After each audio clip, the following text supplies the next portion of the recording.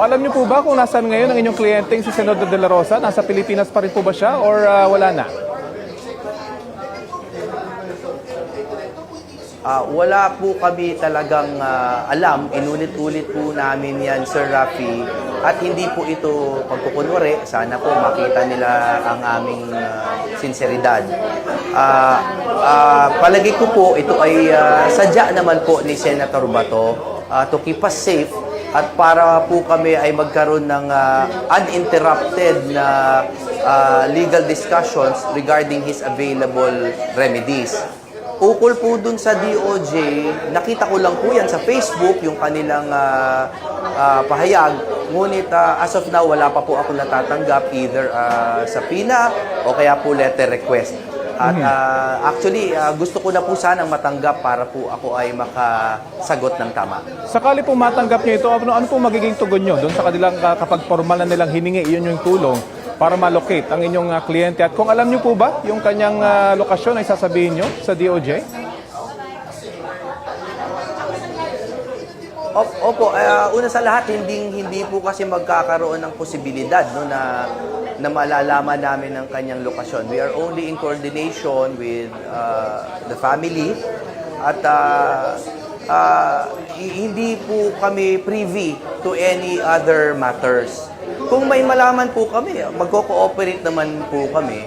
But also, this is predicated on the presentation of a valid warrant. Sana po, kasi hanggang ngayon po, sa araw po na ito, sa oras na ito, wala pa kaming natatanggap na kopya ng warrant na dumaan po sa... kahit po yung ICC warrant, hindi ko pa po yung nakita except yung sa internet. At wala pa rin po yung dumaan sa ating domestic judicial process, Sir Rafi. Kung makita niyo po yung mismong ICC arrest warrant, ano pong magiging decision niyo rito? Well, we all know that the Supreme Court has they have declared that hindi pa nila nare-resolba yung 6 constitutional issues, no, or 6 rather key issues doon sa kaso. So hindi pa it has always been our legal position that an ICC warrant is not immediately enforceable, no? Marami pang tanong na nakabalot diyan. So pag nakita po namin yung ICC warrant, ay tsaka po namin malalaman kung anong gagawin namin. Then we will first have to inspect kung ito ay dumaan po sa proseso na ini-invoke nila bago namin siya masagot. Denied na po yung TRO na hiniling ni Senator Bato sa Korte Suprema. Ano pong legal remedies ang ginagawa o gagawin po ninyo ngayon? Opo, ayon naman po sa rules, pwede pa kaming mag-motion for reconsideration. Yan po ang hinahanda namin ngayon. Pasensya na po Sir Rafi, hindi namin maibigay yung mga detalye niyan dahil sa judice. No? Pero mag-motion for reconsideration kami. At hint, ang kasali dyan ay yung mga bagong nangyari, bagong kaganapan, mga supervening events. Dahil po may mga bago pong deklarasyon ng DOJ na uhulihin na nila si Senator Bato at meron silang 225,000 na police force, etc. Marami pa po. Tungkol po sa paghuli sa inyong kliyente, baka may gusto po kayo linawin tungkol sa inyong naging pahayag dati na pwedeng i-serve yung warrant through you, through the lawyers. Baka meron po kayo gustong linawin doon. Opo, kasi po matagal po namin dinidiin, napuputo lang po kasi ako dun sa interview na yon. Matagal namin dinidiin that we do not recognize the ICC warrant. Therefore, para sa amin po, that's a piece of paper. No, ngayon, kung locally processed po yan na warrant, eh, syempre po, it should be served properly by the appropriate personnel, no? Pero kasi po, yung ICC warrant, parang gusto na i-serve ni Senator Trillanes. Tinanong namin kung bakit siya. Tapos recently, sinabi na rin po ni GM Torre na parang may nagtatap sa kanya or hindi ko po alam masyado yung balita ukol kay GM Torre. Pero pag binigyan po kami ng valid na warrant served by the proper authorities, sasagot po kami ng tama and we will make sure that Senator Bato receives it personally. Hinaharang po na Senate minority yung mungkahing payagang lumahok yung mga senador sa sesyon via online. Paano po gagawin ni Senador Bato yung kanyang mga tungkulin kung hindi siya physically present po sa sesyon?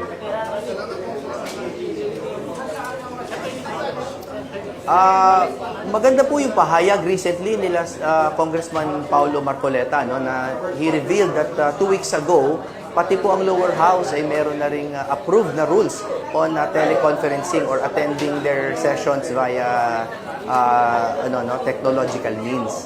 So hindi naman po malaki ang pagkakaiba ng house sa Senado. So ang gusto lang po namin ay to immunize the Senate from external politics. At kung sa palagay ko lang, this is my humble opinion, na kapag pinayagan po sila na mag-attend via teleconference, at least mawawala na po yung mga akusasyon ng iba, hinala ng iba, na hinuhuli lamang sila Senator Marcoleta, Bongo, Jinggoy, Bato, etc. Para lang hindi sila makaboto. So pag pinayagan po yung teleconferencing, mawawala na po yung hinala na iyon. Alam niyo po ba kung nasaan ngayon ang inyong kliyenteng si Senador De La Rosa? Nasa Pilipinas pa rin po ba siya or wala na? Wala po kami talagang alam. Inulit-ulit po namin yan, Sir Rafi. At hindi po ito pagkukunwari. Sana po makita nila ang aming sinseridad. Palagi ko po, ito ay sadya naman po ni Senator Bato to keep us safe at para po kami ay magkaroon ng uninterrupted na legal discussions regarding his available remedies. Ukol po dun sa DOJ, nakita ko lang po yan sa Facebook, yung kanilang pahayag. Ngunit as of now, wala pa po ako natatanggap either sa PINA o kaya po letter request. At actually, gusto ko na po sanang matanggap para po ako ay makasagot ng tama. Sakali po matanggap niyo ito, ano po magiging tugon niyo doon sa kanilang kapag formal na nilang hiningi, iyon yung tulong para malocate ang inyong kliyente? At kung alam niyo po ba yung kanyang lokasyon ay sasabihin niyo sa DOJ?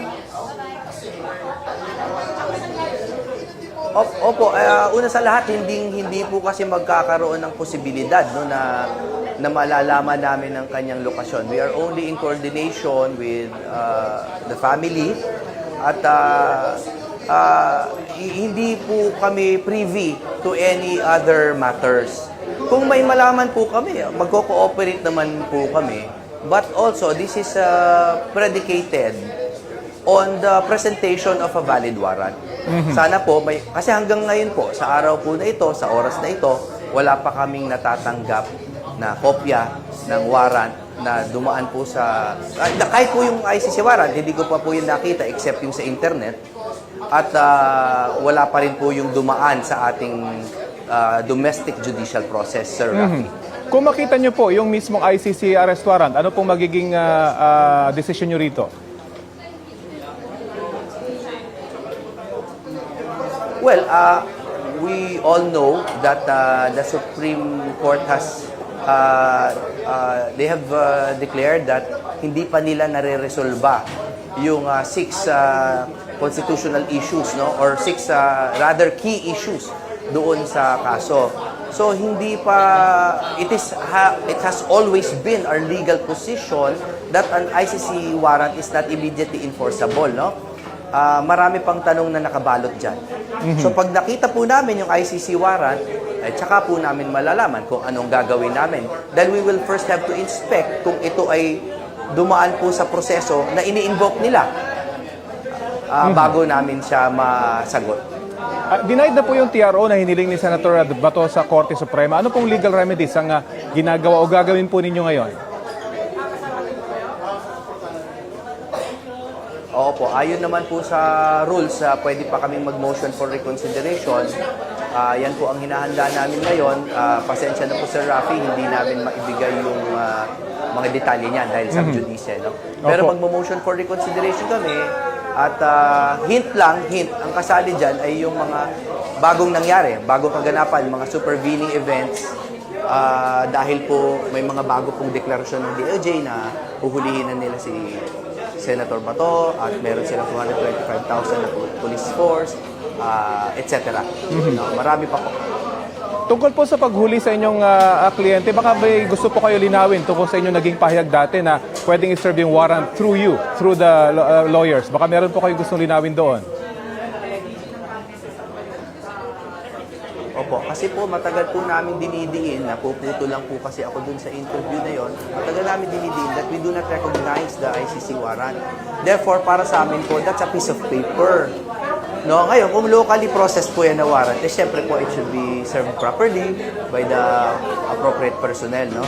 Pero kasi po, yung ICC warrant parang gusto na i-serve ni Senator Trillanes. Tinanong namin kung bakit siya. Tapos recently, sinabi na rin po ni GM Torre na parang may nagtatap sa kanya or hindi ko po alam masyado yung balita ukol kay GM Torre. Pero pag binigyan po kami ng valid na warrant served by the proper authorities, sasagot po kami ng tama and we will make sure that Senator Bato receives it personally. Hinaharang po na Senate minority yung mungkahi nga payagang lumahok yung mga senador sa sesyon via online. Paano po gagawin ng Senador Bato yung kanyang mga tungkulin kung hindi siya physically present po sa sesyon?